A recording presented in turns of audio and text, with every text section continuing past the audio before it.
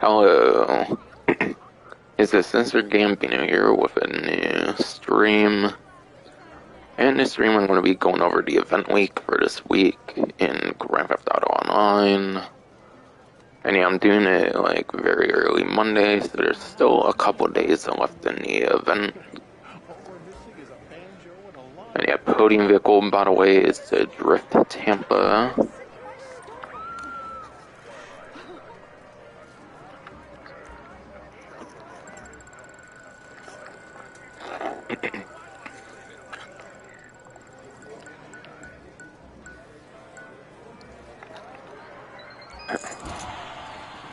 Alright, 15,000 chips. Pretty happy with that, personally.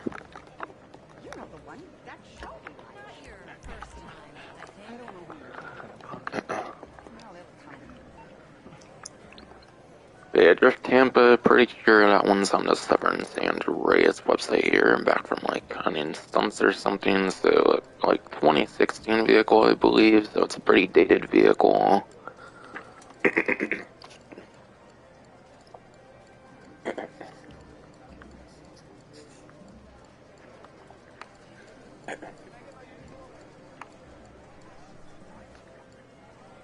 Alright, yeah.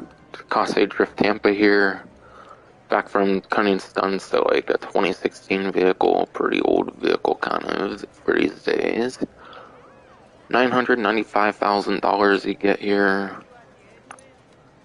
And yeah, Cunning Stunts vehicles, you basically have to choose a like livery on it, so you basically do get the $995,000 savings. You don't save that like extra to like 20 to like 40,000 if you keep the livery or something. And it's not really a good podium vehicle if you're looking for performance, because apparently before the contract DLC, when it comes to the sport class, it's a 69th place for lap time, and then it's one placement better for top speed, being a 68th place. And again, that was before the contract DLC, but the contract DLC only added the Comet S2 Cabrio. So I think now it's like 70th place for lap time and then 69th place for top speed, going off of Bruffy 1322 spreadsheet. So yeah, performance not really good for the vehicle. So you really want it for the like customizations and like any sort of like personal preference kind of reason.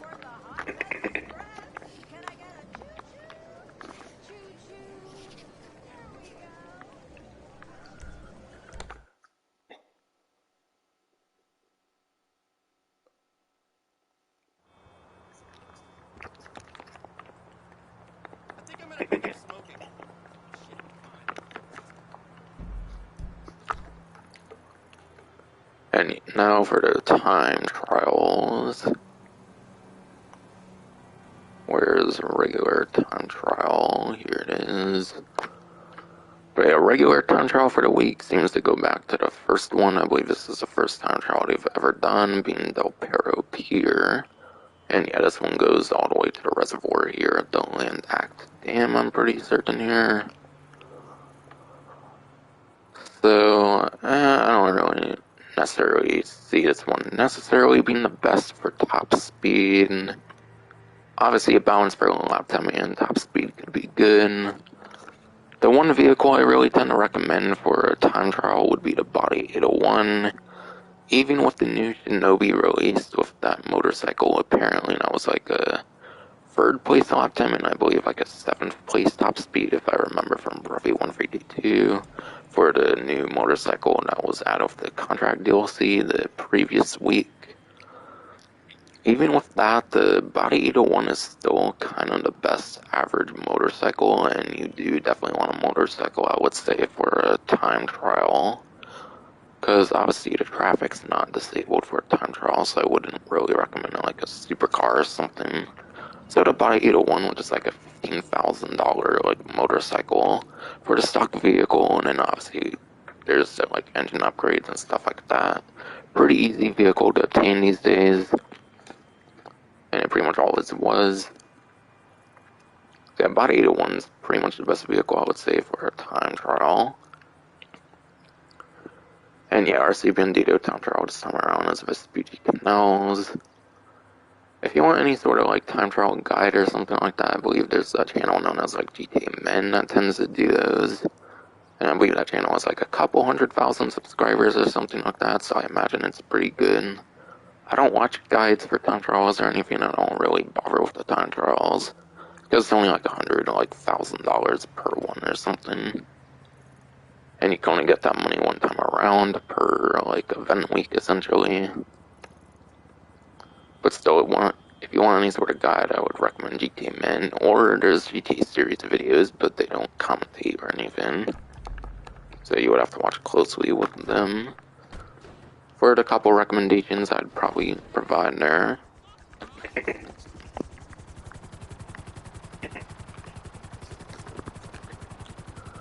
And yeah, for those who are curious, I want to be customizing the vehicle around the end of the stream like I traditionally do. So I'll talk about it when I get to it and whatnot.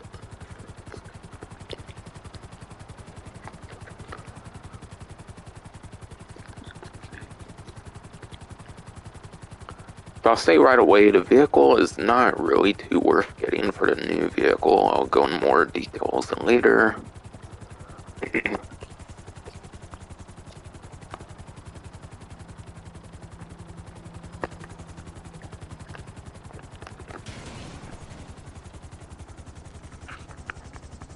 But now to go over like price ride and show off like the new test track vehicles for the event week and whatnot.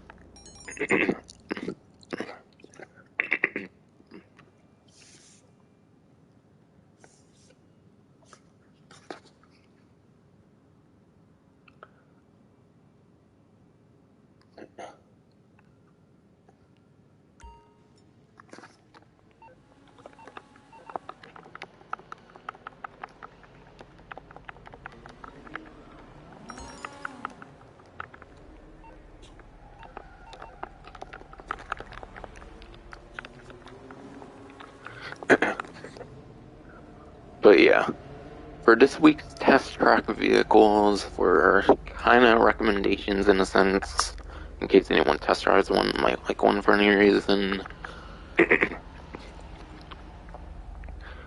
It's hard to really give an exact answer anymore, unfortunately, because the tuner vehicles were nerfed with the new contract DLC compared to how they performed in the original like Los Santos Tuners DLC where they first were introduced.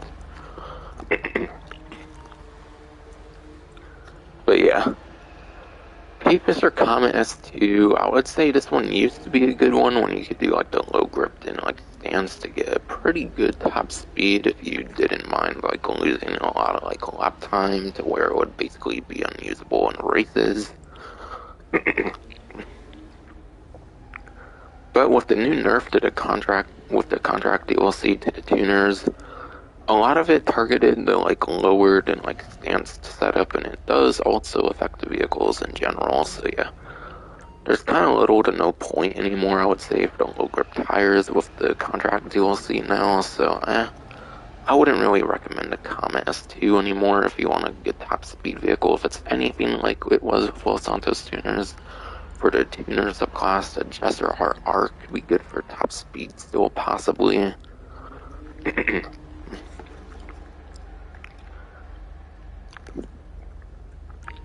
And yeah, Emperor Vector here. I believe this one's actually on a discount. Most of these test track vehicles never really tend to be on discount, or kind of just for the test track typically. But I believe Emperor Vector here is the 30% off discount. And I want to say I remember it being the number 2 lap time when it came to the original Los Santos tuners DLC. Again, the contract DLC nerfs. None of these like tuners are probably really all that good anymore. Not that the sport vehicles really were necessarily that good in the first place when it came to the like sport class, not counting tuner subclass, which obviously you only really use the tuners for that tuner subclass. But it'd still be one of the better like lap time options, which lap time would be most like street pursuit races anyways. So you could definitely be pretty good with Emperor Vector, I would say, for like a street race or something. But I would more recommend the Sultan RS Classic, because that one's also good in top speed. Because the Emperor Vector is pretty good in lap time, but it's also very terrible in top speed, apparently, for the tuner subclass. So, in a sense, the Emperor Vector is definitely not that worth it. And then, in my opinion, the most worthy pickup is the Karen Previan here, because it's one of the few tuner vehicles that is not a sport car. Because literally 12 of the 17 tuner vehicles are sport cars, so the fact that the Previan is actually a coupe and not a sport car, in my opinion, the costing alone makes it pretty worth it. And yeah, I think it was #1 in the coupe class somewhere, but again, with the contract DLC nerfing like all the tuner vehicles, it might not necessarily be too good anymore for the like coupe class. But who's really doing coupe races, quite frankly? So it's definitely more so the Vector and the Previan I would recommend between these test track vehicles this time around. For a performance standpoint, for the like street races, pursuit races, definitely the Emperor Vector though would probably be the best one this time around. And yeah, I think the Emperor Vector is actually on a 30% off discount, so there is an incentive to get it actually on like most test track vehicles.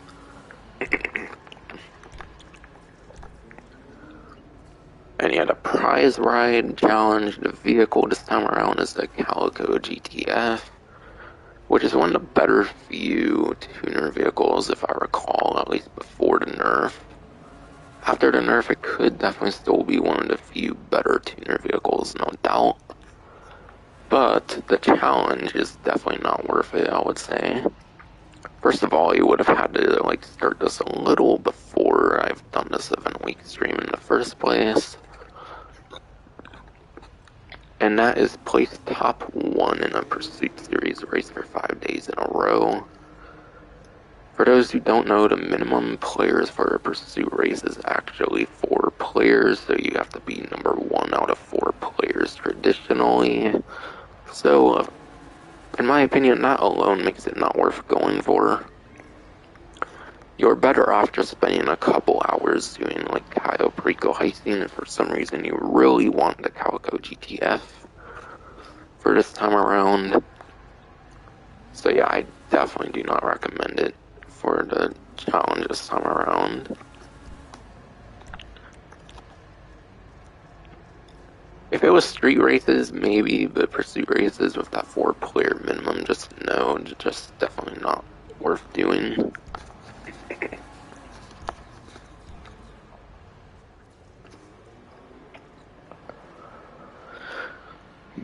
And yeah, now I gotta go on to the news wire on my phone here to see what is still needed to talk about here.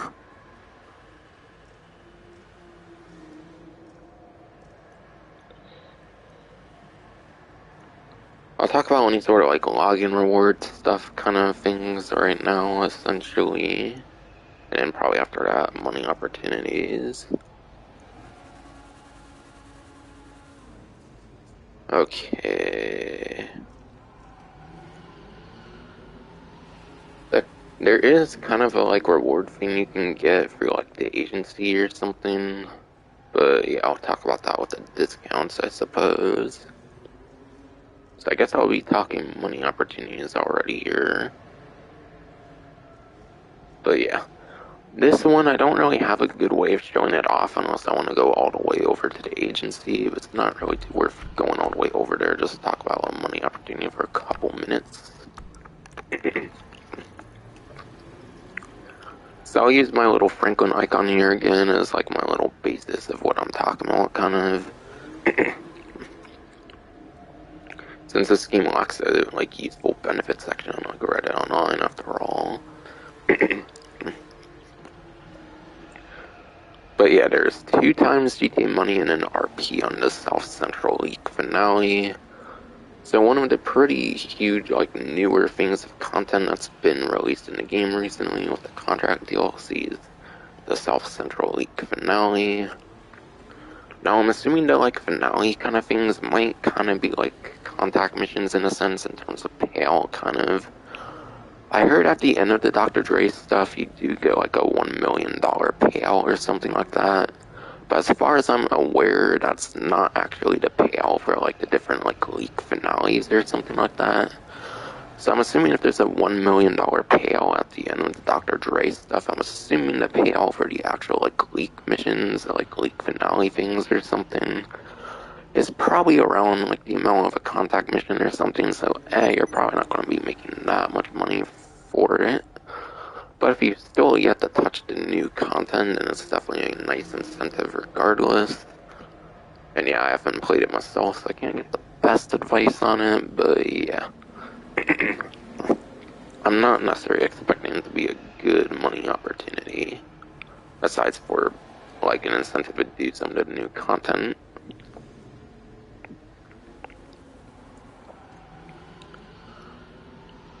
And yeah, that's the only money opportunity that's not on the pause menu. The other ones are on the pause menu, which I can definitely explain a lot better than.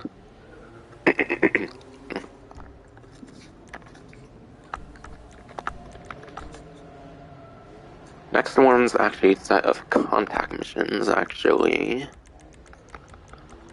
But yeah.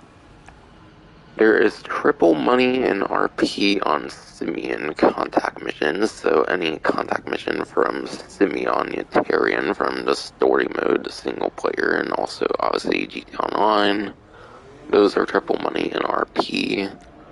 So for his more traditional, like regular contact missions, he has all in the game. Blow up and blow up 1 for free for his more regular contact missions.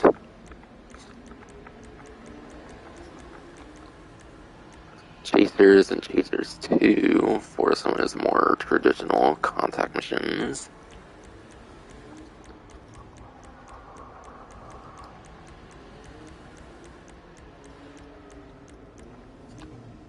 Elburo Heists for a more traditional one there.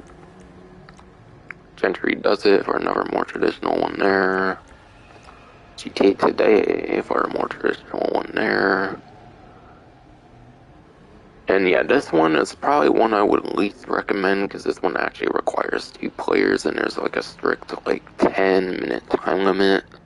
So if you are someone who does like to stall out with the time to like 15 to 16 minutes in a contact mission, you can't even get the maximum payout on this one because of its like 10 to 15 minute time limit. I believe it's a 10-minute time limit for the whole thing for like getting 4 vehicles or something.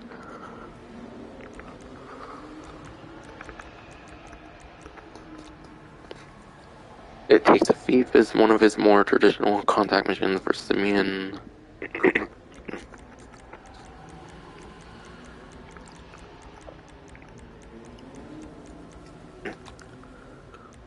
I'll talk about Repo Works near the end. I kind of want to mainly like show off all the more regular ones here. Simeon also has Richmond and Richmond here. For one is more traditional contact missions and goes for Rockford Roll.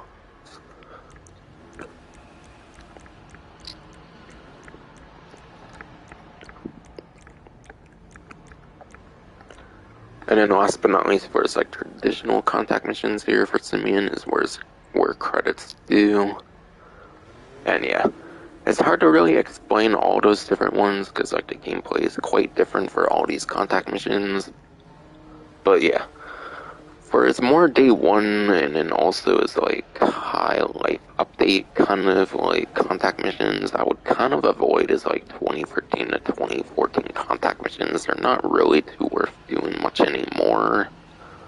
Like obviously triple, it's a very nice incentive to do it for the triple money RP, but you want to be doing the repo works if you want to be making the most money from Simeon Unitarian this event week.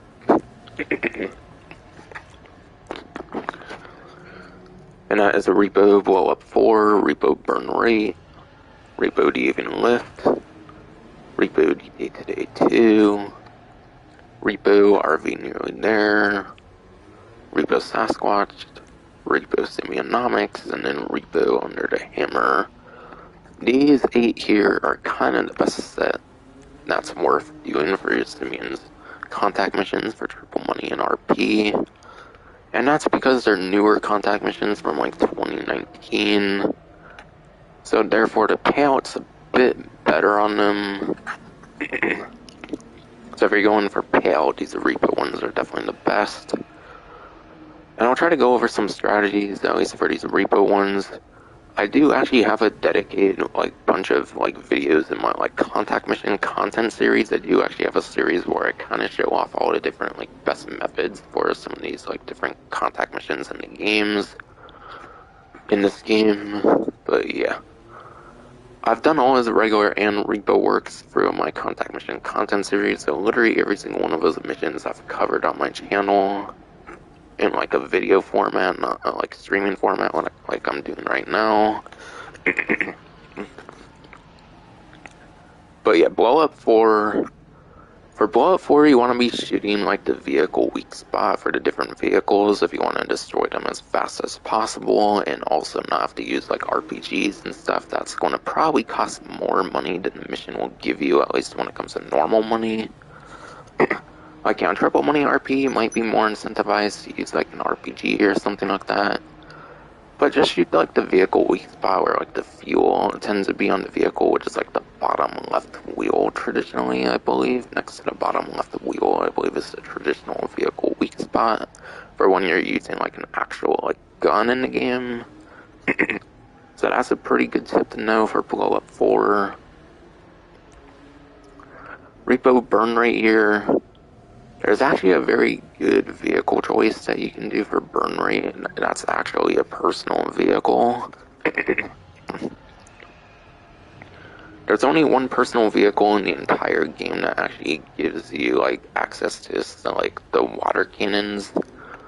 You can't own a fire truck as a personal vehicle. You can only have that as a Pegasus vehicle as of the last a few years, and then they do provide some fire trucks. Or, of course, you could call 911 for a fire truck in the game. But a really good vehicle choice for repo burn rate is actually the RCV. Not only, I think, does it have double the water cannons if you're playing with more than just yourself. If you're playing with at least 2 players for being able to use both the water cannons. It also, I believe, has a little bit of bullet resistance with the windows and stuff like that for the RCV. So the RCV is a pretty good vehicle. The RCV is normally not a pretty good vehicle like most kind of ground weaponized vehicles in the game that tend to not be very good for making money. But the RCV in this one case with burn rate is very useful. So do be sure to have an RCV, it's definitely quite nice.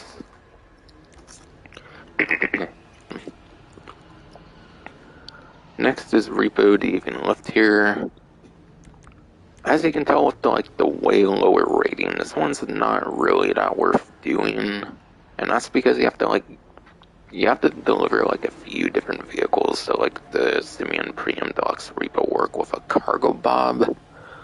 And yeah, the cargo bob is a pretty slow helicopter and stuff like that. So yeah, the Deviant Lift, because of all the cargo bob stuff, not too worth it.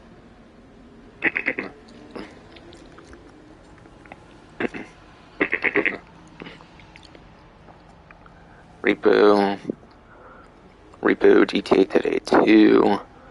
This one's kind of one of the least worthwhile of the repo works, quite frankly, when it comes to some of the annoyances of the contact missions. Because again, regular GTA Today, you only get a 10 to 15 minute time limit, so you do have to kind of rush through the thing.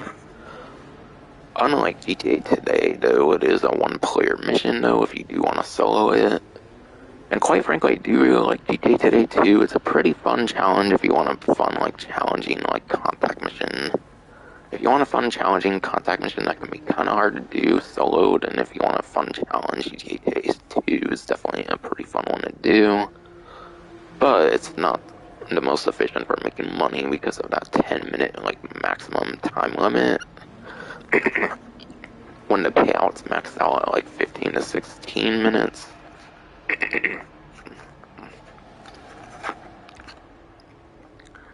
Repo RV Nearly There.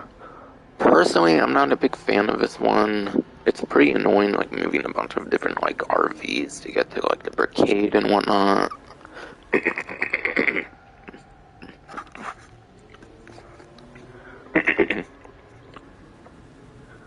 But yeah, personally, in my opinion, it's pretty annoying moving all these different RVs to get to, like, the barricade and stuff. Personally, I like to blow up a lot of the, like, RVs after moving them, like, a little bit. And, you know, like, the barricade with, like, my strategy tends to get to, like, half health or something like that. And it's kind of hard to survive with it, so I don't know. I'm not a big fan of RV Nearly There as well. Sasquatch is kind of another one where you have to use, like, a very particular vehicle, similar to the Even Lift, where that one basically forces you to use a cargo bomb. You're kind of forced to use the Sasquatch.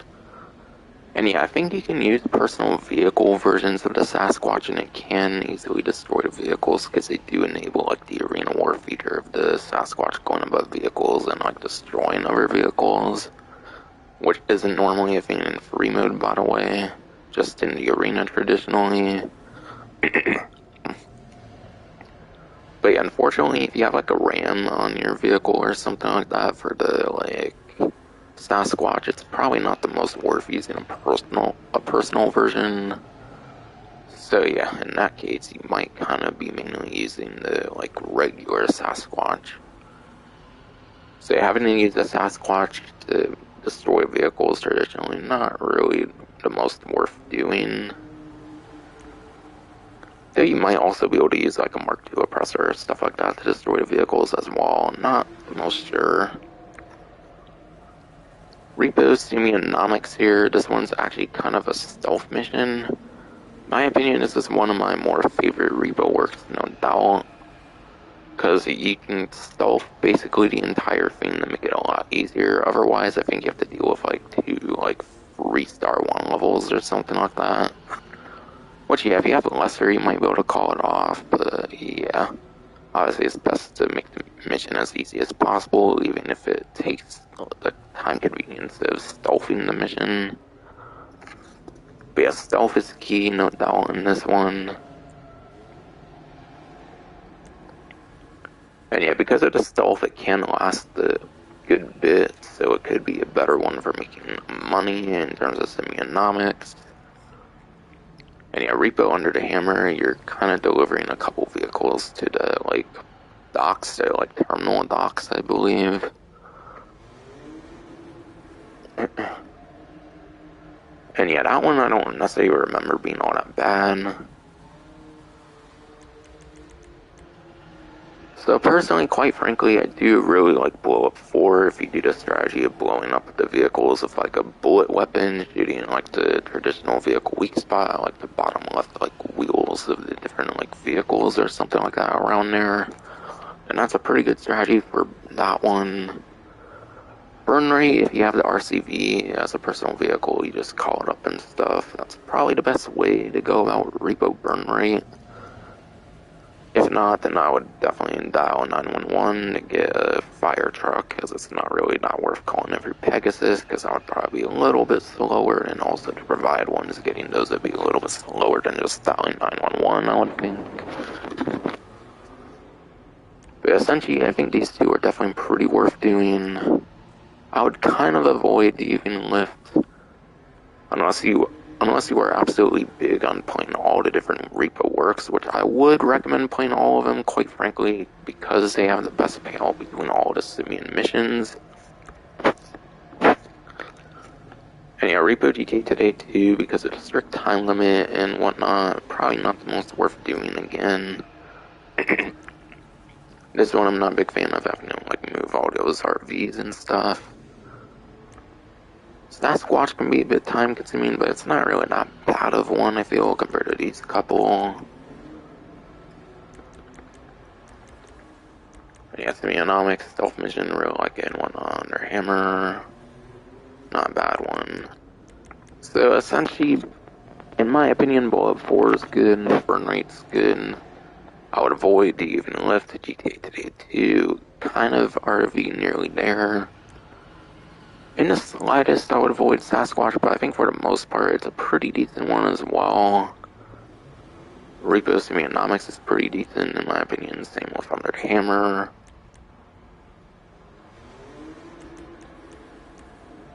So I think that's 5 pretty good repo works, quite frankly, in my opinion, and then the even left GTA Today 2, RV nearly there are definitely a couple worse ones. I would save a bunch.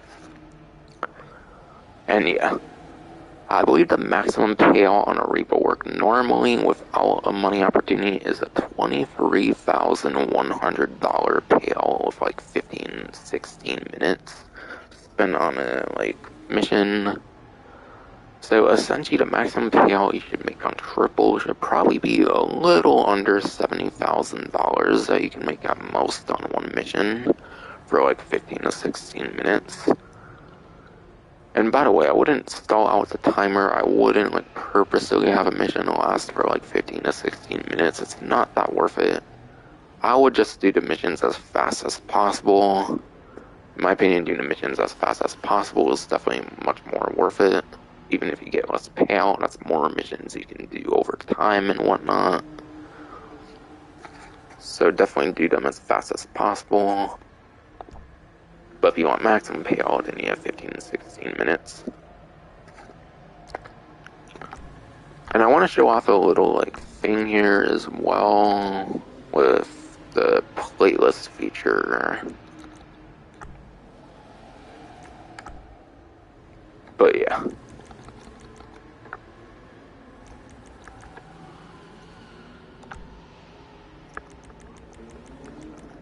Currently, I don't have any contact missions in here. But yeah, let me go to the mission section here, because people may think you can just go for the mission section if you want to do a playlist. But as you can see here with the playlist feature, it only features adversary modes pretty much for the mission section here. So really, you can't just go through the mission section, unfortunately. If you want to make a playlist of contact missions, you have to actually go through recently played jobs. So if you want to make your own playlist, it will actually require you to play the missions that you want to add to said playlist first. Then you should be able to add them through recently played jobs. Currently, I don't have a contact mission in here though, because I haven't played one in a while. But that's something you can actually do. So if you want to play a bunch of different contact missions for the event week as fast as possible without having to like go back to free mode and stuff, you can do the playlist method I showed there. It's a bit different compared to all the other stuff in the playlist. You have to actually play the stuff first, and then it's in recently played jobs. Because normally with a contact mission, you have to actually go back to free mode because they disable the ability to like replay a contact mission if you fully complete it. I think they did that because, of course, back in the early days of GTA Online, contact missions were actually the best way of making money. So yeah, they weren't huge on allowing people to make money with contact missions back in the 360 PS3 days. Rip to those versions.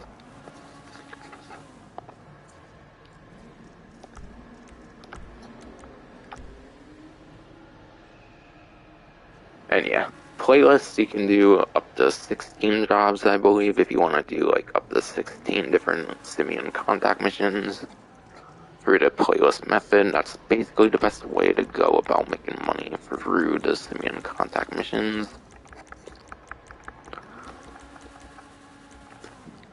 And yeah, the last money opportunity for the event week here is actually a 2 times money RP on hardest target. Not only does it include the limited time with Rockstar bringing back the regular hardest target, but it also includes any of the like more permanent like interior versions of hardest target as well. Bunker doesn't have hardest target. But yeah, Diamond hardest target, and I think Missile Base has one as well, should be included. Alright, yeah. So missile base and then diamond hardest target are included as well if you want to be more in an interior rather than like being out in the actual overworld or something. And then Rockstar is kind of for the entire month brought back the regular version of hardest target. It will be vaulted again pretty soon, so if you want to play it at all when it's back for the limited time only, now is a good time with the double money RP. And yeah, hardest target, I'm assuming it's basically like a deathmatch, kind of like team deathmatch mode, except there's like emphasis on like one person per team, because there's probably one hardest target per team or something like that. So it's probably like a glorified like deathmatch, team deathmatch kind of mode. And yeah, adversary mode payouts don't traditionally tend to be that good. You're obviously going to probably most definitely be making way more money for the simian contact missions if you are going to do a money opportunity. Because like I said, you can make upwards of $70,000 per repo work if you're going for that 15 to 16 minutes for any reason. And even if you're doing it as fast as possible for those different repo works, you're definitely going to be making some pretty decent money. Obviously not Kyle Perico levels, but you can still make some pretty decent money regardless.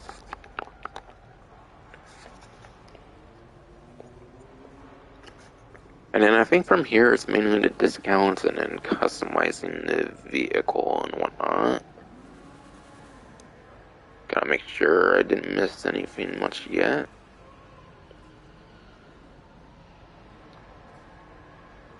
Alright. I'll read this little section on the newswire because, yeah, again, there's no benefits section in GTA like there is for Red Dead, so it's hard to kind of show something for every little thing on the newswire. But yeah, Armory bonuses and discounts. Anyone who has unlocked and purchased an agency weapon finish from the agency's Armory by completing payphone hits, short trips, and helping Dr. Dre sort out his data leak will receive a lump sum bonus to the tune of GTA $200,000. So there's kind of another $200,000 thing similar to what they did with Double Down, but it requires you to get like one of those like new like weapon like skin things that they did with the new contract update, like the weed one, for example. I think for like heavy rifle as an example. There's one with like the AP pistol, I think, that has like musical kind of stuff on it. I think there might be one for like the micro SMG and like the original like Mark 1 pump shotgun, I think, as well. Basically those few like new like weapon like skin things they added with the contract DLC. If you get one of those during the event week, you basically get $200,000. And yeah, some of them are unlocked through payphone hits and then short trips and stuff like that. And yeah, the $200,000 gets delivered within 72 hours of completion. So you gotta wait essentially 3 days after you get the weapon thing to get your money, essentially. So you don't get it instantaneous, so keep that in mind. And an upgraded agency with an armory, by the way, is actually 30% off, as well as the couple exclusive weapons at the agency as well. I'll probably talk more about that later. I was mainly just talking about the $200,000 there, obviously.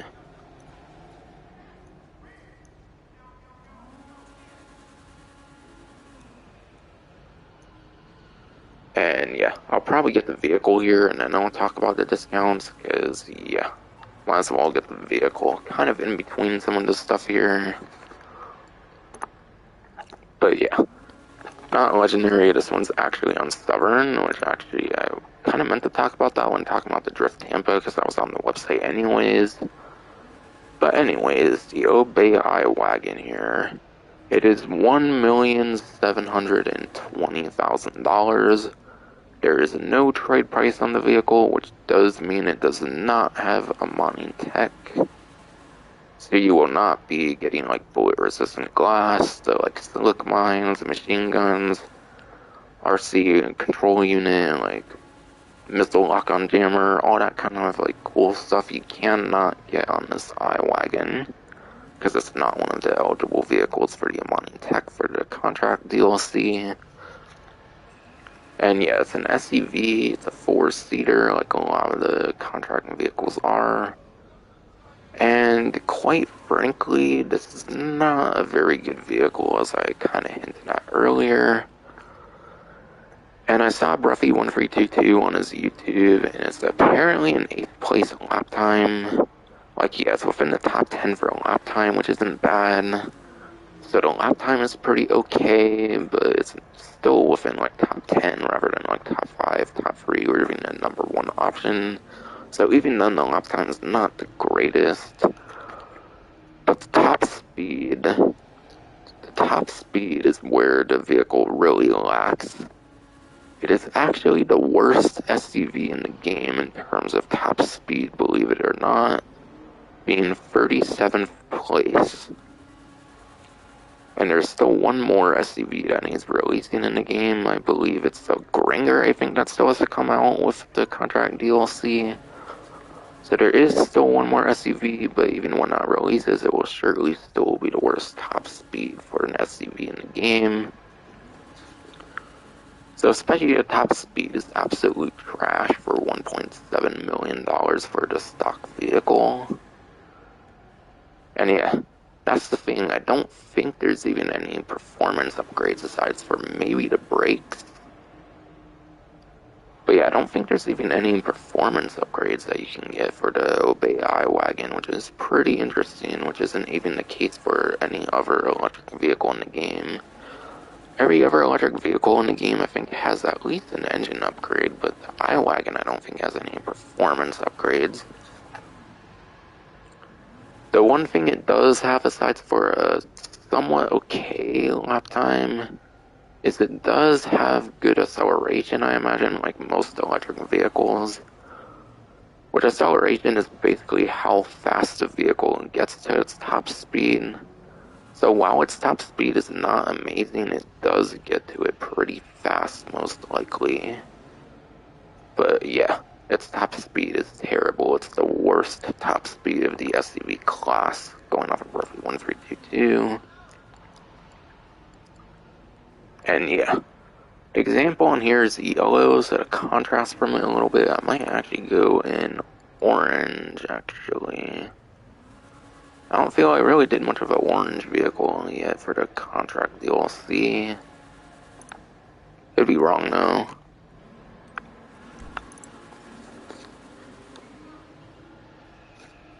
Yeah, that's 1.7 down the drain, not counting customizations.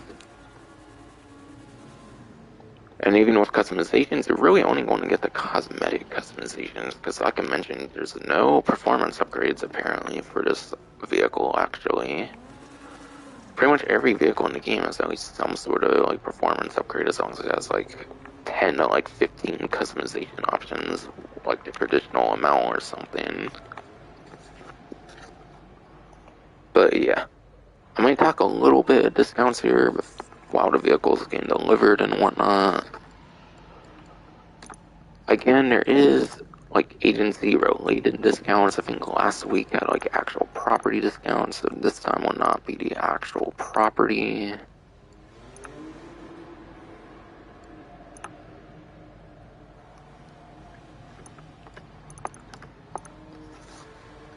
But again, I kind of mentioned it, but yeah. The agency Armory weapons and then the agency Armory upgrade is a 30% off discount. I think normally it's like a few to several hundred, like $1,000 normally, which is essentially like 1 hour worth of Kyle Perico. So even with the discount, the money is not all that bad. Even like normally, the price of it normally is definitely not bad, but yeah, with the discount, obviously better.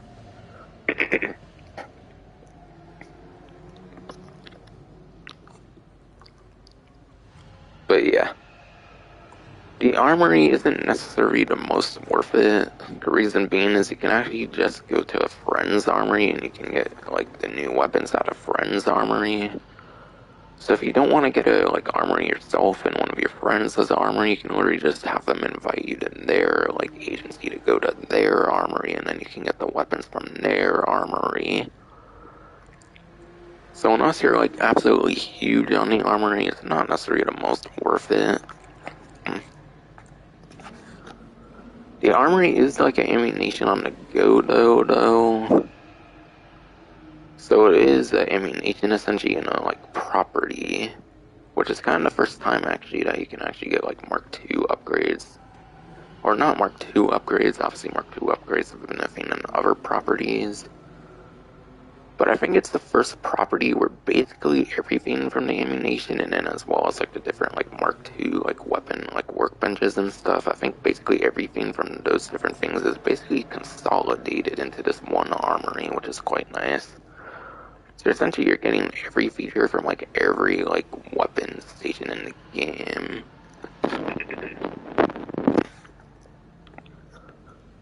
Not only that, it's actually the very first property where you can actually buy armor.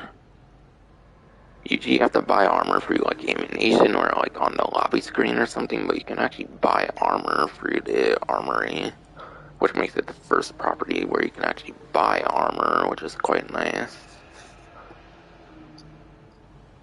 Like, yeah, armor is not as helpful as snacks, because armor literally only protects you from, like, probably a couple to few bullets, but, yeah, armor is obviously more health regardless, so that's probably the best feature of the armory, honestly, is the convenience to be able to get, like, armor at an actual property for, like, the first time ever.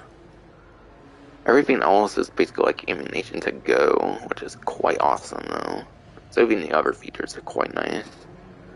And it does have those highly exclusive weapons, the stun gun and the compact Emp Launcher. But I don't say either of them are really that worth it, unfortunately. The stun gun's not worth it because it's way worse than in story mode. In story mode, it's like a pretty instant charge of like a couple to few seconds. I understand why they did it though, obviously, so you can't just stun lock people and then make them basically have to restart the game. Like quit out of the whole entire game for like their home menu and whatnot. But I'm sure they could have made like the stun gun do they could have made the stun gun do like actual damage similar to like the up and atomizer. Didn't have to like completely like botch the like recharge time, which just completely takes away the fun of the stun gun in the first place. So yeah, it kind of took away all the fun of the stun gun because obviously it could be abused in online, whereas in single player you can't really abuse it obviously against like an AI or something. And then the compact EMP launcher, it's basically just a reskin compact grenade launcher, except it has EMP grenades. Good luck hitting anything with a grenade though, because it like arches when you shoot it, and it's affected by gravity and stuff, I imagine, as well. So good luck shooting anything with it. Unless it's like the hugest vehicle in the game or something. Like if it was like an airburst kind of round where it actually can like kind of explode in the air, then it would be more effective against air vehicles. Like you're not going to really hit an air vehicle for shit with the compact EMP launcher, and that's probably the stuff that people would use it on the most if it was actually good.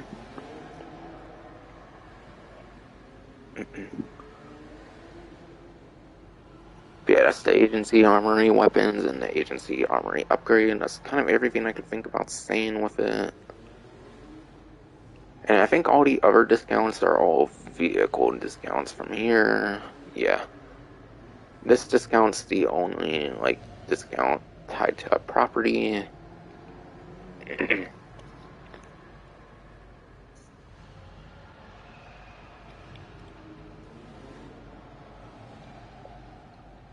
And I'm assuming it's not telling me about the vehicle right now because I'm on a website. Alright, yeah, I have it now.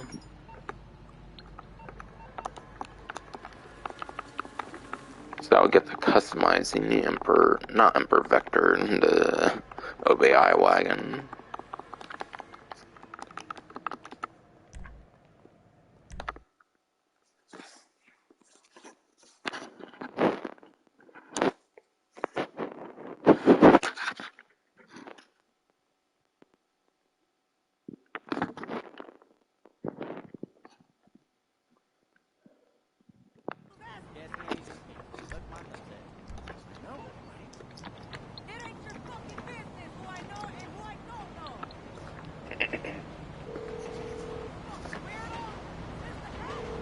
o'clock. What you want? Some wheels? I'll get there as soon as I can.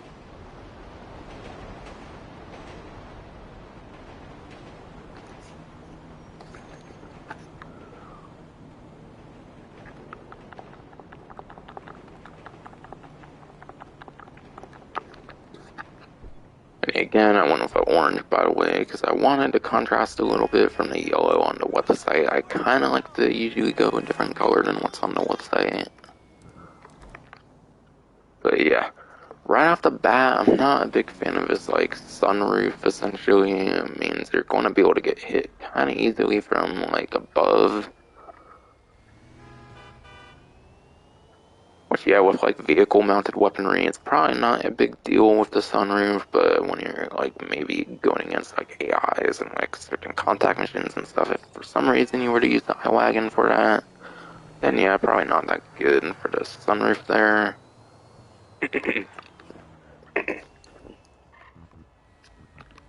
And, yeah, you're not going to get any, like, engine sounds or anything, obviously, because it's an electric vehicle. I believe it's the very first electric SUV in this game. What's wrong with her now?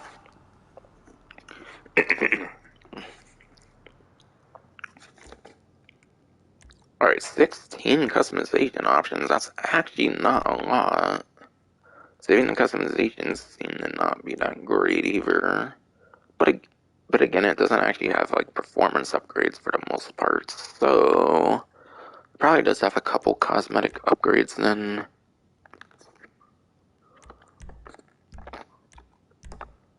I think the only performance upgrade it's probably going to have here is the brakes. I think I heard even the engine upgrade isn't a thing, unlike most electric vehicles, where pretty much every other electric vehicle in the game does have at least an engine upgrade. Alright, yeah. It goes from brakes to bumpers, so yeah, there's no engine upgrade even. Alright, there's quite a few to several front bumpers here. Street, tuner, race. And then secondary of a couple of those. And there's a competition one at the end.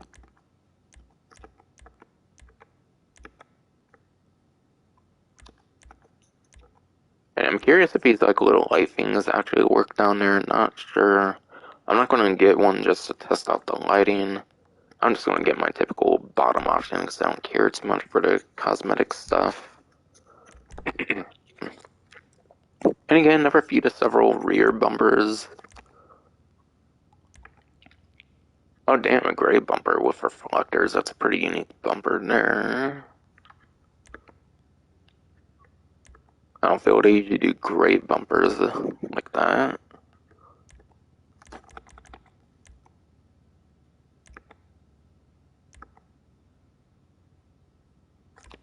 Yeah, that's basically that, but gray.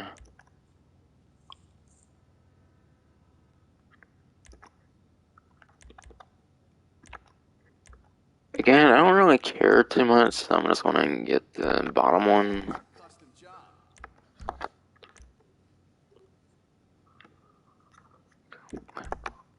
Alright, a couple to good several hood options.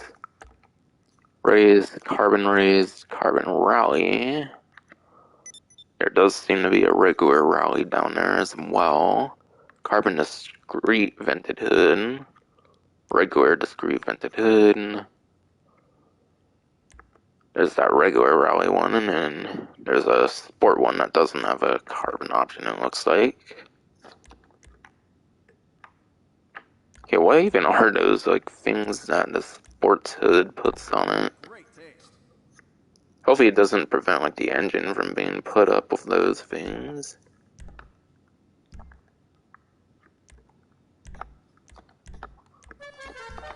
And yeah, since it's the worst top speed for an SUV, I think it's definitely worthy of the sad trombone. Definitely a sad trombone worthy vehicle with that worst top speed of the SUV class.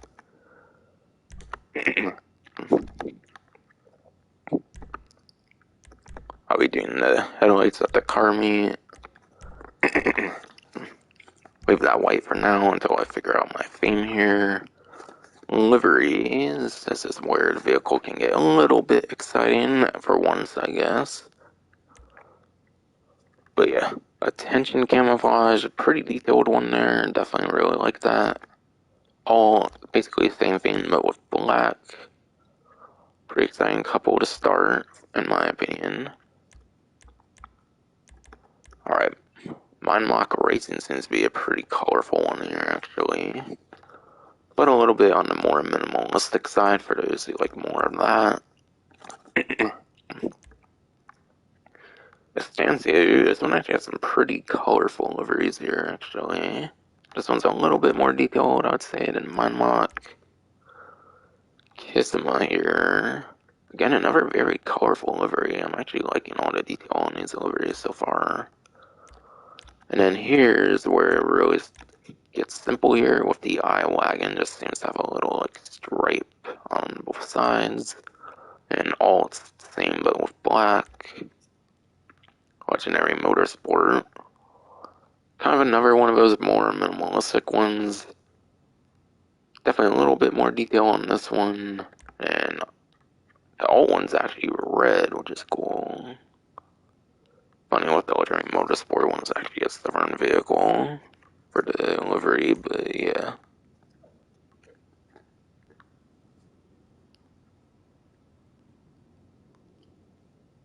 And then yeah, there's a candy box racing one, which seems to be a little one of the more minimalistic ones, but definitely has an alright bit of detail compared to some of the other ones. There's definitely a good share of the more like minimalistic liveries, and then also some like more detailed liveries, I would say.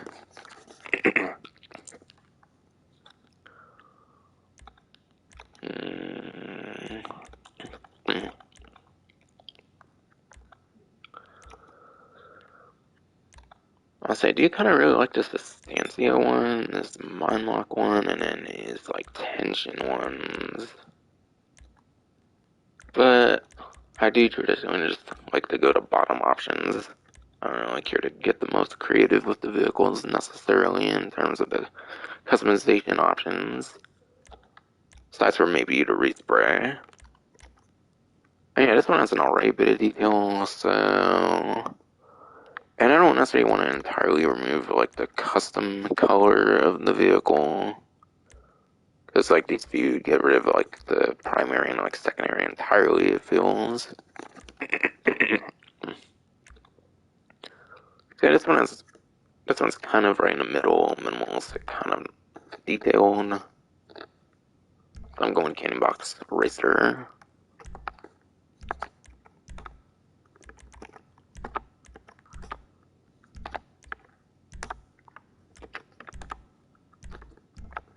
And yeah, this has a primary and a secondary, no trim colors or anything like that though.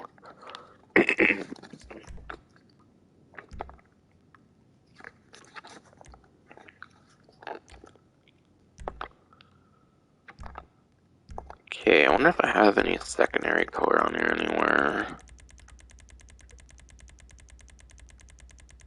I don't know, I don't feel I'm really seeing anything with secondary color here.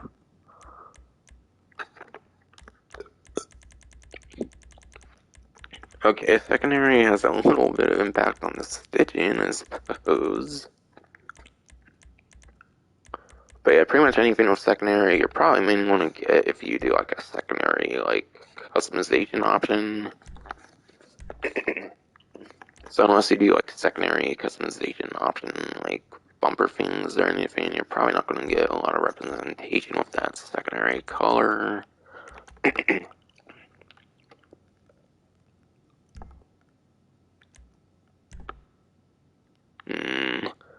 I feel blue can be kind of like an electric kind of color in a way.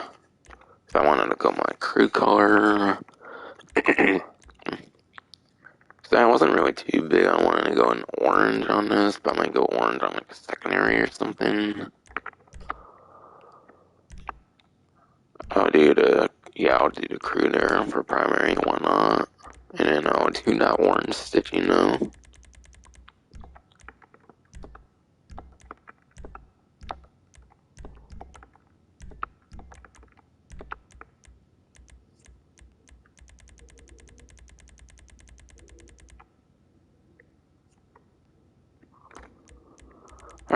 orange, orange, or sunrise orange. It's not a lot of orange options.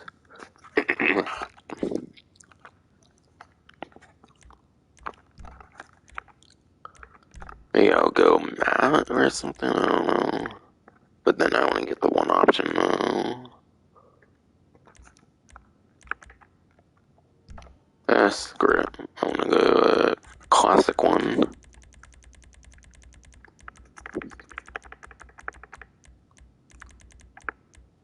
Oh, I guess I skipped the one, so...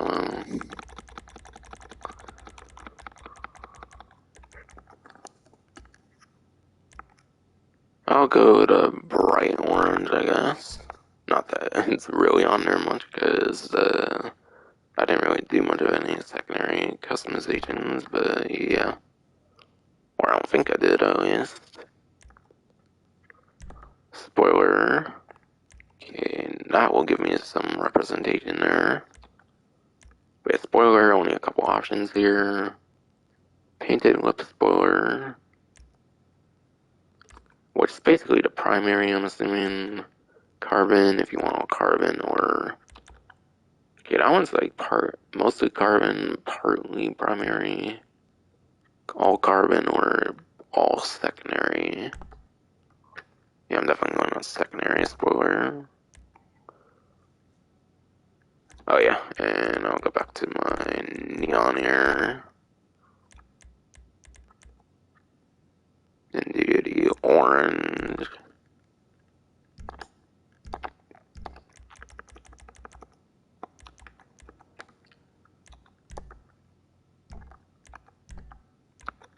It'll be like driving on velvet. Our SUV. But yeah, obey I Wagon. I'll do the dash VIP, I suppose.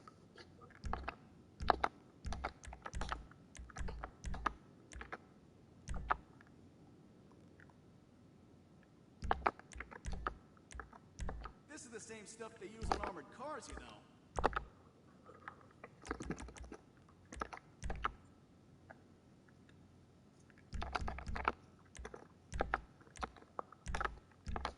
Alright, that's the final product, I suppose, here. But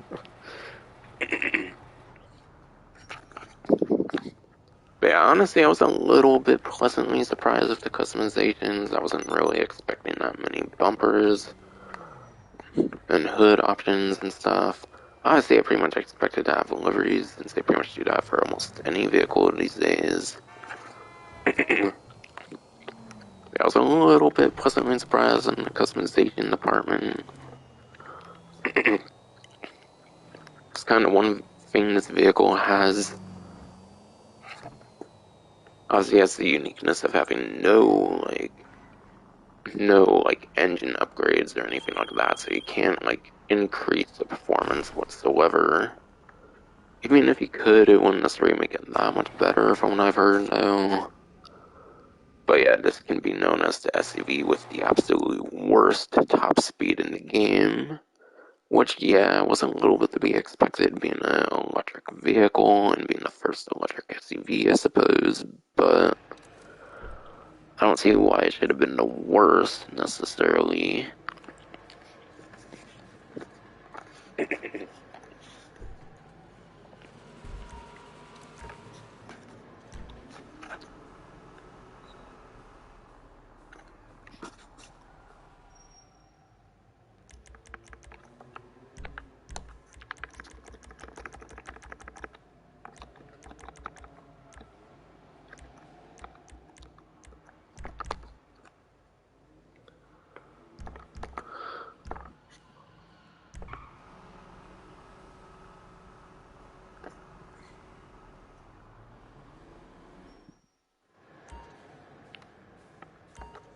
Yeah, by the way, the only reason I really got this vehicle much was because I kind of like the theme the vehicles I get in my different properties off of like the update they get introduced in, so that's kind of the only reason I really got the Obey I-Wagen, by the way.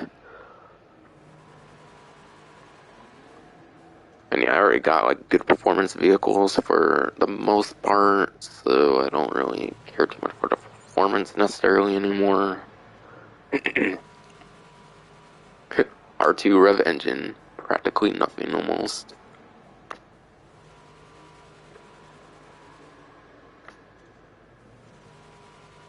I can't tell if that's in my vehicle or not when I'm holding R2 there, but yeah. I'll do my typical like lap around the test track. It's not really the best representation, obviously, of how the vehicle will perform. Obviously, if you want the best sort of representation in like how it's going to perform, you should obviously do like an actual like race in like a circuit or something. Like cutting corners, I know is good for a lap time, and then obviously it's probably good highway kind of races for top speed.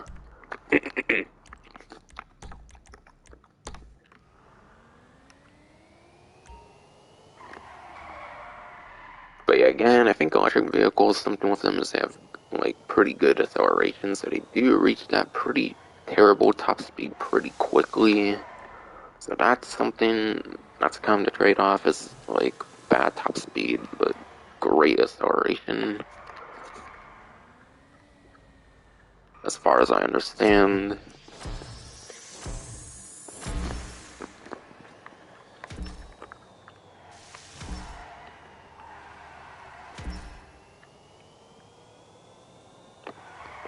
Yeah, not straight there, definitely a little bit slow, I would say, compared to most vehicles.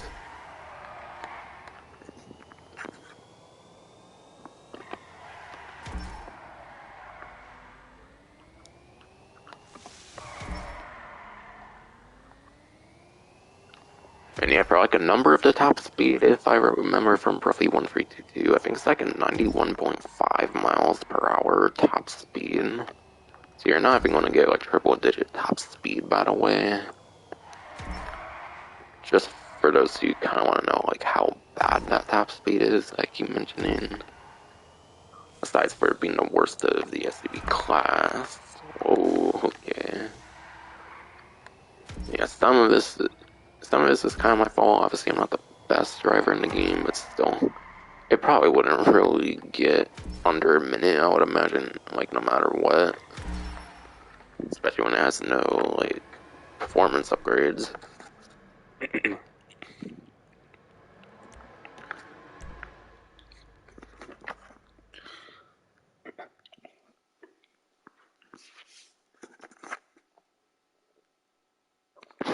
But yeah, it's probably the worst vehicle of the update, honestly, having, like, the worst top speed. The fact it's, like, the one vehicle that has, like, the worst performance in a, like, vehicle class probably kind of makes it the worst vehicle, I would say, of the DLC.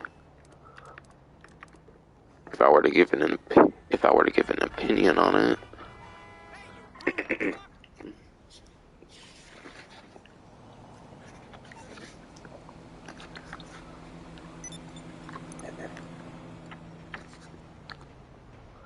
And yeah, for discounts, gotta see what like websites have discounts.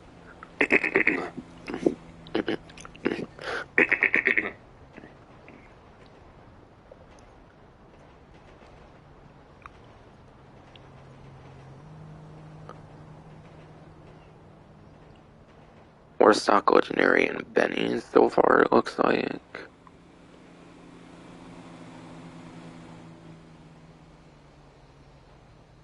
Yeah, I think it's mainly Warstock Legendary and Benny's.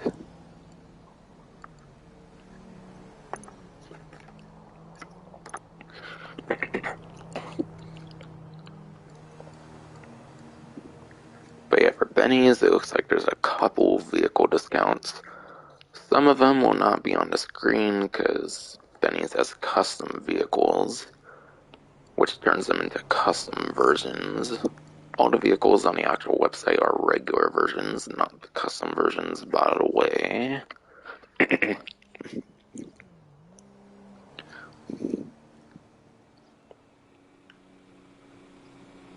But yeah, the first couple here are the more like obvious ones on the Benny's website, and that is the Progen Vitality TB as well as the custom version of it as well. And I believe it's a supercar. I know the GTA was a sport, but I'm pretty sure this one's super.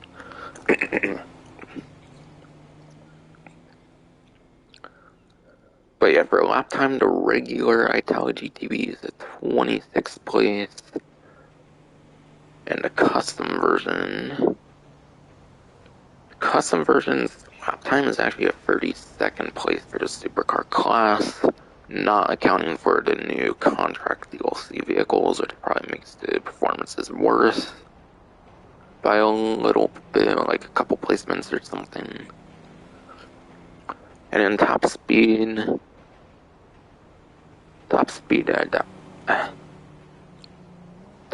Italy GTB Custom is a 10th place, not counting contract DLC supercars. So with the contract DLC, the Italy GTB Custom is probably outside of the top 10 now for top speed. So at that point, I would say the Italy GTB Custom is no longer really too worth getting for the performance. And then the regular Italy GTB is 13th place, not accounting for the contract DLC supercars. Going off a roughly 152 spreadsheet.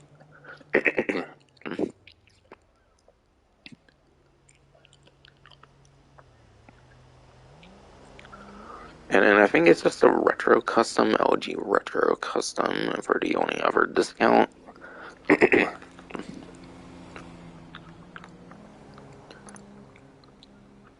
But yeah.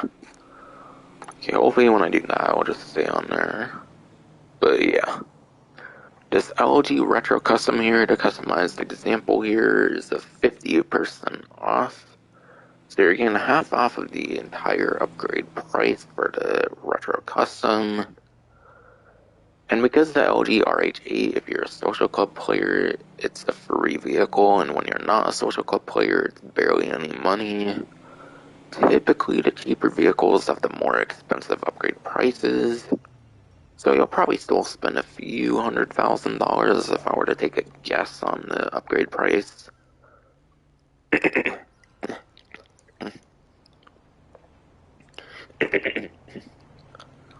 And yeah, LG Retro Custom is a sport car, surely. But yeah. For a lap time, the LG Retro Custom is actually 19th place, not accounting for the Comet S2 Cabrio, which I think actually had a worse lap time, so I think it's still 19th place on the lap time. And then for the top speed of LG Retro Custom,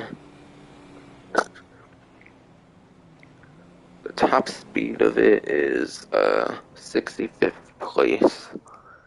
And I think the Comet S2 is actually, the new Cabrio one is actually a 4th place, for example. So I think it's now a 66th place top speed. But yeah, not really good performance for any of the Benny's vehicles. The strong suit of Benny's, though, obviously is the customizations, though. All the custom Benny vehicles do have great customizations.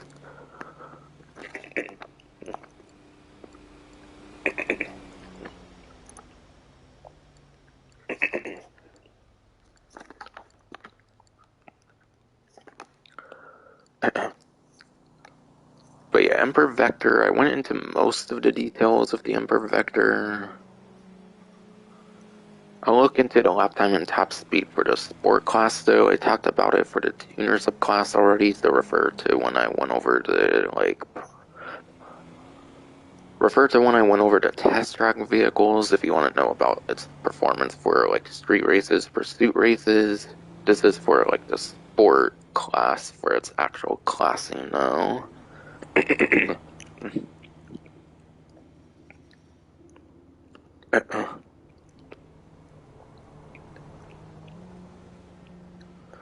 Alright, Vector.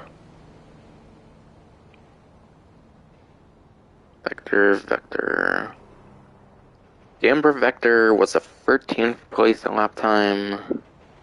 I don't know if that's accounting for the nerf, though. For the contract update. Probably not. So it's probably worse than a 13th place now.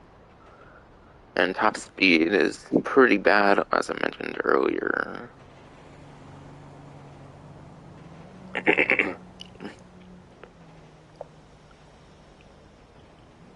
And yeah, Vector with at least De Los Santos Tuners was 64th place, probably worse now.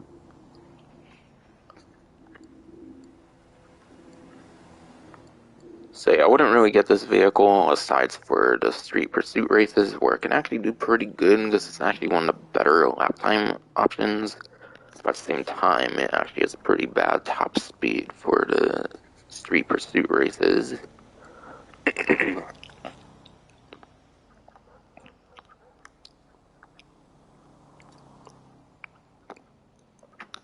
Next here is the Inveterol Cockpit V10, and this is also definitely a sport car. Which placements that I list will only change by at least one placement typically, I imagine. But yeah. For the Inveterol Cockpit V10 here, for lap time, it's actually a 26th place. So lap time's not really good at all for the sport class for the Cockpit V10 here.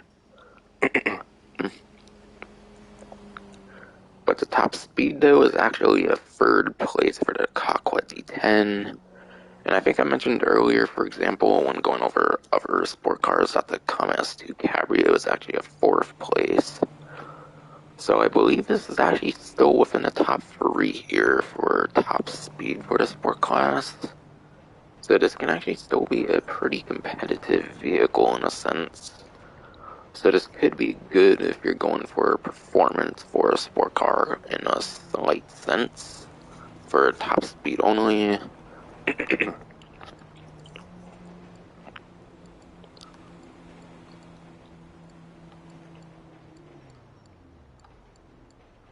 And then that might be it for the discounts on Legendary.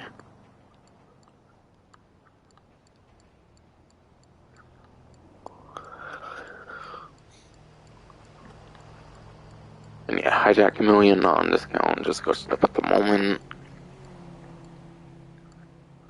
And I think Warstock should probably have the rest of the discounts unless there's any on Southern.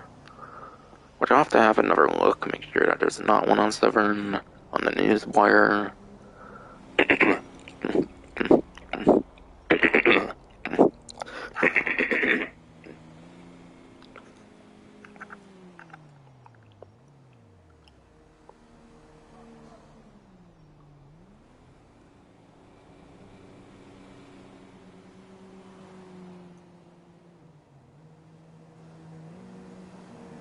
Alright, yeah, all the rest of them should be on Warstock. And those, I typically talk about the weapon capabilities and stuff over the performance. Because typically weaponized stuff, you can't really race with them for the most part anyways. And also talk about the weapon capabilities, I think is enough to give an opinion on them. But yeah. This discount can't be seen because I already have it here. But the Hauler Custom is actually on a discount. There is 40% off of the Hauler Custom. And normally the price is definitely more than $1 million to $25,000. I know it's definitely the more expensive one for the Hauler Custom. So I imagine there's definitely some pretty alright savings on that one. And yeah, between Hauler Custom and Phantom Custom, there's very little difference, I imagine. Phantom Custom could be a little more like bullet resistant with the windows or something for all I know. I don't know, this one looks like it has more bullet resistant windows, so it's basically probably a better Phantom Custom.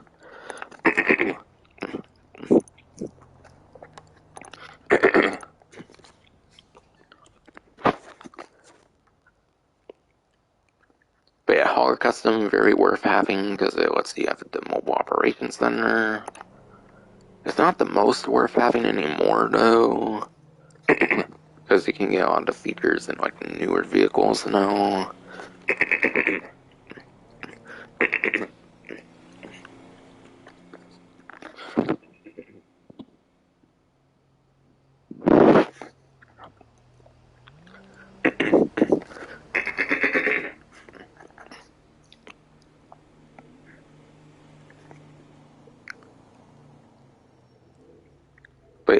Center seems to basically give you like the weapon capabilities for the Mobile Operations Center. Starts with one, but I think you can add two more, obviously, for the MOC with like the customization for it in the bunker, which does require research, I believe, so it could be quite a grind.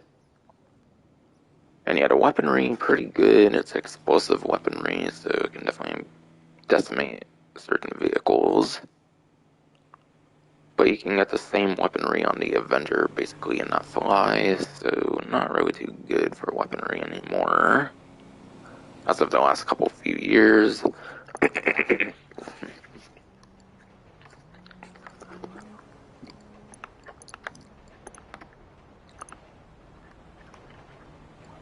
And yeah, living quarters might allow you to spawn inside of the MOC, but it's not really too good of a spawning property anyways, I would say.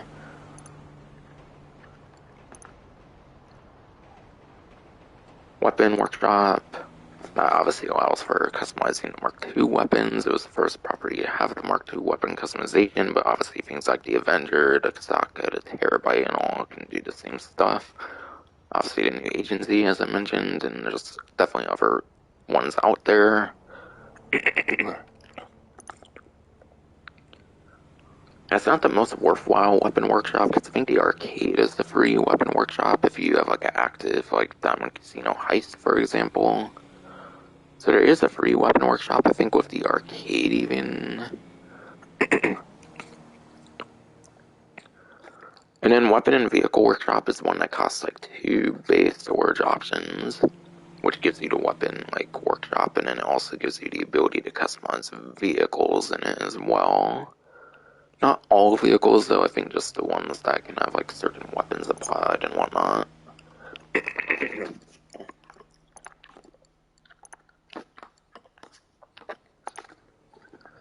And last but not least, the most worthwhile thing when it comes to the bays would be the personal vehicle storage. Let's say store 1 extra vehicle.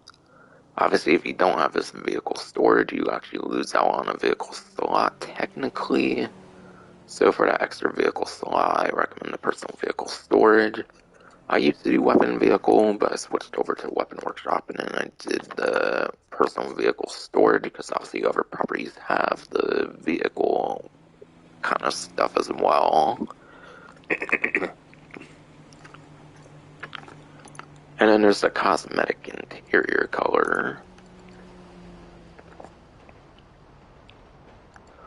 But yeah, MOC and the Holler Custom and stuff has tons of explosive resistance. Probably can take like 20 to like 30 like homing missiles or something like that. Some pretty insane number like that.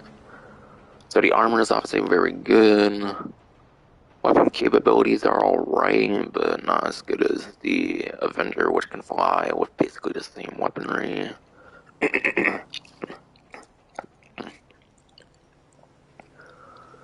The one good thing that MLC has anymore for like actual features, the exclusive mobile operations, which is a pretty exclusive money-making opportunity. It's not a great one though, unless it's on like double or like triple money for the money-making opportunity. But it does let you get those like trade prices for like those gun running vehicles, so that's how you can get discounts on some gun running vehicles, is for those mobile operations that you can only do in the MLC. So it does have its own money making opportunity, technically.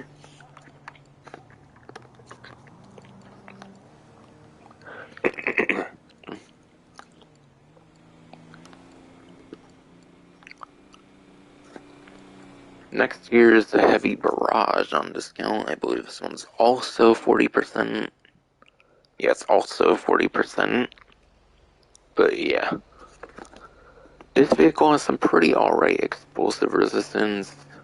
I think it can take a few to several homing missiles, I believe, when you're inside the vehicle at least. Could also be one of the vehicles of universal armor, so where it might not matter if you're inside or outside the vehicle.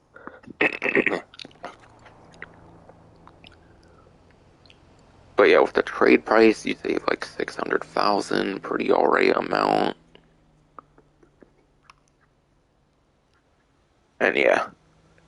front gun, you can get like the machine gun that comes stock, or you can get a like minigun if you want like better rate of fire, but like less damage output, I believe. Same with the back, but the back can also have like a grenade launcher on it as well, which obviously fires explosive grenades. So for weaponry, obviously I definitely recommend for the back gun to have the grenade launcher. Even if it possibly has limited ammo, I think it's totally worth having it on there. But yeah, in terms of money making, I would say it's no secret it's not a good vehicle for making money. Because first of all, it's a land vehicle, so it's way more restricted in terms of like where it can go and like how fast it can get to from point A to point B. So I think it's definitely no secret it's not a good money making vehicle though.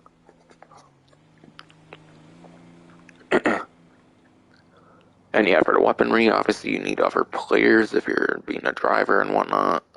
So to get good full usage of its vehicle, you will definitely be needing at least like 2 to 3 players as well. So that also kind of ruins the potential of the barrage.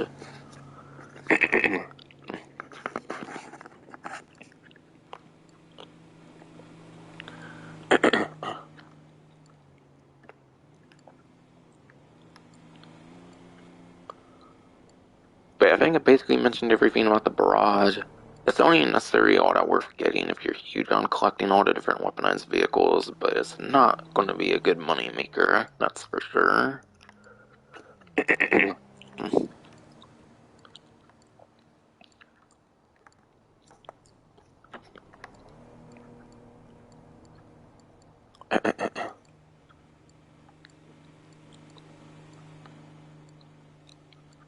And yeah, Surgeon Pickup, I don't think it's on discount, just glitched up at the moment.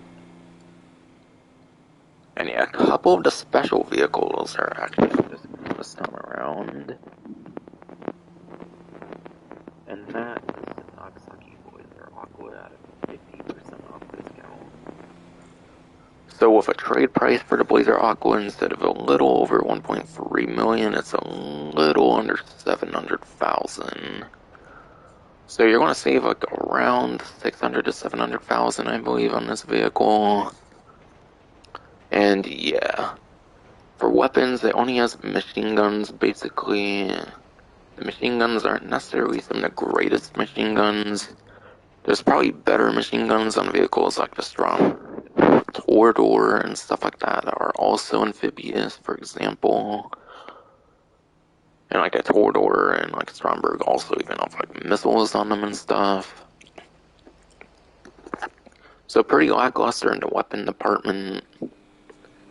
It can go on the land and sea, obviously, as the name suggests. It is pretty decent speed in water, I would say. Unlike a vehicle like the Technical Aqua, for example, which that would definitely not be good in water for its speed and whatnot. Something worth mentioning though with it though is it actually does have a highly exclusive money-making opportunity.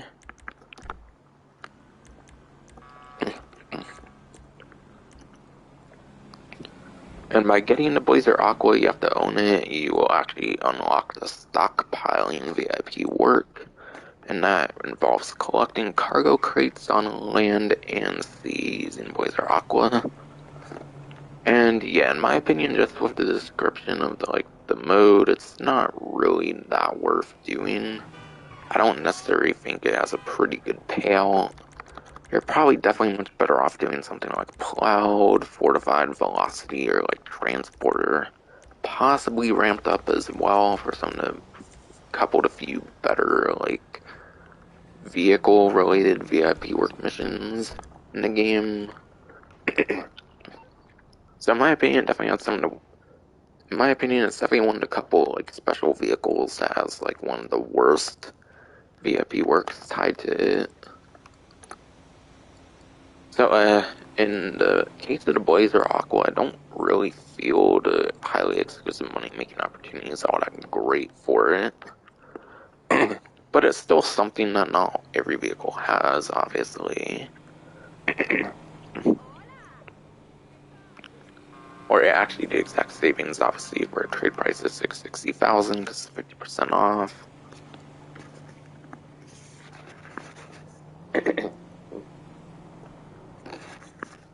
The armored box bill here actually is 40% off. So instead of being like 2.2 million on a trade price, it is $1,020,000. So you're getting almost 900,000 savings here.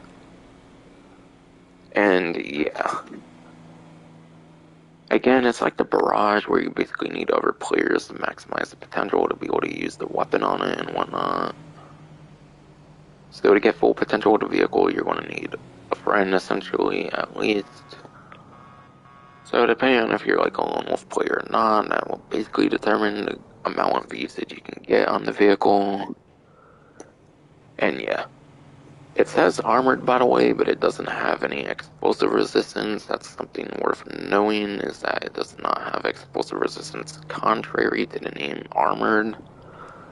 It's actually the only box build, I believe, that doesn't have explosive resistance, funnily enough.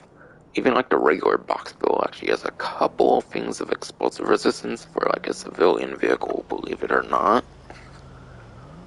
So yeah, the name armored box build is kind of a lie. It doesn't have explosive resistance. Though I think when it's called armored box build, I think they're more so talking about the cosmetic in this case for the armored box build. Unlike a lot of other, yeah, definitely unlike a lot of other armored vehicles with the name armored in it, it's not actually armored. Do keep that in mind. And yeah, it cannot be customized at all, so you cannot change the gun on it. It's stuck with the gun it already has equipped, which I think is like a machine gun or something. And yeah, again, like with the Blazer Aqua, it does have that highly exclusive money-making opportunity. And that's fortified, where you enter the armored box build and then survive until time runs out. And there's a really good strategy to that, actually. For fortified, I like to start around like the storm drain here, to where like if armored box build tends to spawn like over here, then obviously then I like to take to the storm drain, and then I go under the storm drain. And that's whether you're in a public lobby or in an invite only, because obviously you're going to have like AIs after you, not just players if you're in like a public lobby, for example. But yeah, my strategy with fortified, go into the storm drain so the AIs can't get to you at all, and therefore the vehicle can't get destroyed and whatnot. And even in a public lobby, like actual player would probably have a hard time finding you unless they know you're on the ground or something, which is pretty hard to know unless people are the most skilled with the game or something, or actually use their brain and whatnot. The bad thing about fortified though is it does last a minimum of 10 minutes, so you are basically guaranteed to be spending 10 minutes on fortified. But at the same time, the payout's $35,000 normally, I'm pretty sure, and then on a double money event, for example, it's actually like a $70,000 payout, which is quite awesome. So the payout on it's pretty good, especially during a double money VIP work like event, which is pretty nice. Which I think there was one like a couple weeks ago, and yeah, armored box build fortified pretty good. Definitely one of the better VIP works in my opinion.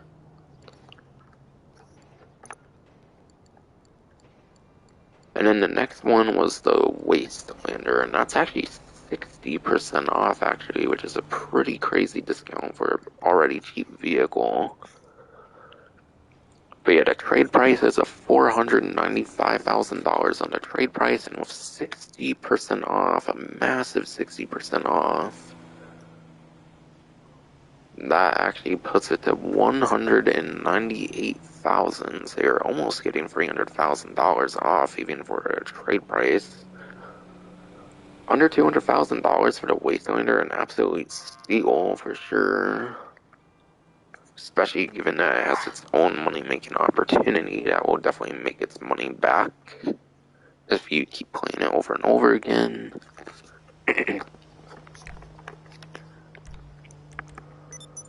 And yeah, Wastelander is not weaponized, by the way, so there's really nothing to talk about in that regard. Something good to know about the Wastelander is that it can actually go into some pretty deep water, though, so you can actually go pretty cross-country with the... You can actually go kind of cross-country with the Wastelander, which is pretty cool. It can actually go into, like, kind of the, like, rivers and, like, the sandy shore area. It can kind of go into those, like, entirely, if I remember correctly. But yeah, Wastelander, that gives you transporter for VIP work, and it's used the Wastelander to transport a vehicle to a drop-off location. So essentially you're just driving from point A to point B, but you have some, like, AI enemies after you, which is practically nothing. Unless you're in public lobby, of course, then you can also have players after you, obviously.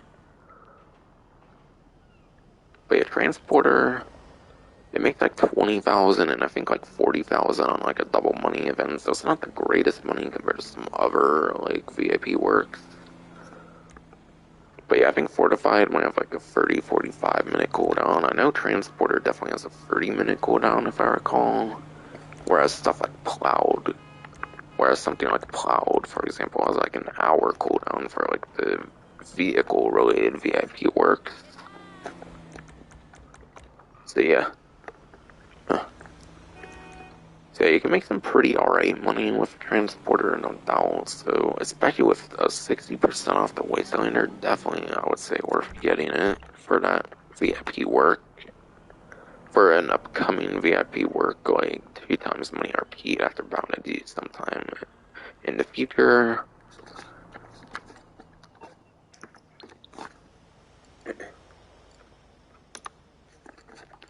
But yeah. The only thing really worth mentioning about the vehicle itself, though, aside for that money-making opportunity, as I mentioned, though, is that it can go in some pretty deep water, which is pretty unique. Not a lot of vehicles can actually do that. And I think that was it, actually, for the discount. Definitely no, or not on discount. Stay at 30% off agency armor weapons and agency armor upgrade. Armory upgrade, already went over that. Heavy barrage, 40%. Blazer Aqua, 50%. Armored Boxful, 40%. Emperor Vector, 30%.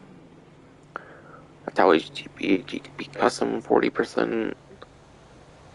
50% off LD Retro Custom. 40% off the Cockpit V10. 40% off the Hauler Custom. And massive 60% off the Wastelander for some reason, even though it was pretty much the cheapest discount already with its normal pricing. But yeah, definitely some pretty good discounts. A couple of special vehicles as well to get some access to some money-making opportunities, as I showed off earlier. But yeah, that is fine going to be it for the stream. See, I customized the new like I-Wagen and stuff like that, which unfortunately is probably the worst vehicle of the contract DLC with all the drip feed included, including upcoming drip feed because I already know what's coming out. But yeah, 91.5 like top speed or something like that if I recall correctly. I might be wrong on that number, but it's definitely under triple digits for the top speed, which is just terrible. And it's also the worst top speed of any SUV in the game for all the like 8 to 9 years this game's been a thing, which is pretty trash.